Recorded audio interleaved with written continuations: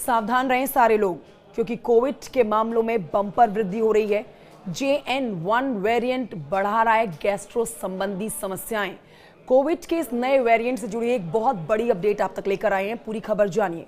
भारत में एक बार फिर से कोविड-19 के मामलों में तेजी देखी जा रही है, जिसका प्रमुख कारण JN.1 वेरिएंट है, जो कि ओमिक्रॉन का ही एक वेरिएंट है। ये वेरिएंट खासतौर पर अपने पाचन तंत्र से जुड़ी हुई समस्याओं के लिए जाना जा रहा है। जी हां, जिसमें उल्टी, जी मचलाना, पेट दर्द और डायरिया जैसी शिकायतें शामिल हैं। कोविड-19 का वायरस कितना खतरनाक है, इसके बारे में आपको नए सिरे से बताने की जरूरत तो बिल्कुल नहीं है, क्योंकि 2020 का मंजर सबको याद है। 2020 में देश में कोरोना वायरस के भयानक आतंक से हर एक व्यक्ति अच्छे से परिचित है। हर दिन मौत का आंकड़ा एक नया रिकॉर्ड बना रहा था। अब देखिए, कुछ समय शांत रहने के बाद कोविड ने वापसी की है और ये नया वेरिएंट बेहद खतरनाक बताया जा रहा है। कुछ समय शांत रहने के बाद वापस एक बार फिर से मौत का तांडव ये कोविड का नया वेरिएंट मचाता हुआ नजर आ रहा है।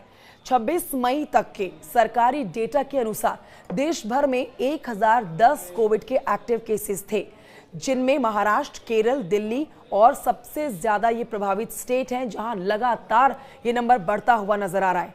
आपको बता देते हैं कि हाल ही में नोएडा में 19 लोगों के अंदर कोविड के पॉजिटिव मामले पाए गए हैं। कोविड-19 वायरस का करंट स्ट्रेन JN.1 वायरस का प्रोटीन म्यूटेशन है। शुरुआती शोध में पता चलता है कि NB.1.8.1 वेरिएंट पिछले स्ट्रेन की तुलना में अधिक संक्रामक है, यानी कि इसका इन्फेक्शन काफी तेजी से फैलता है।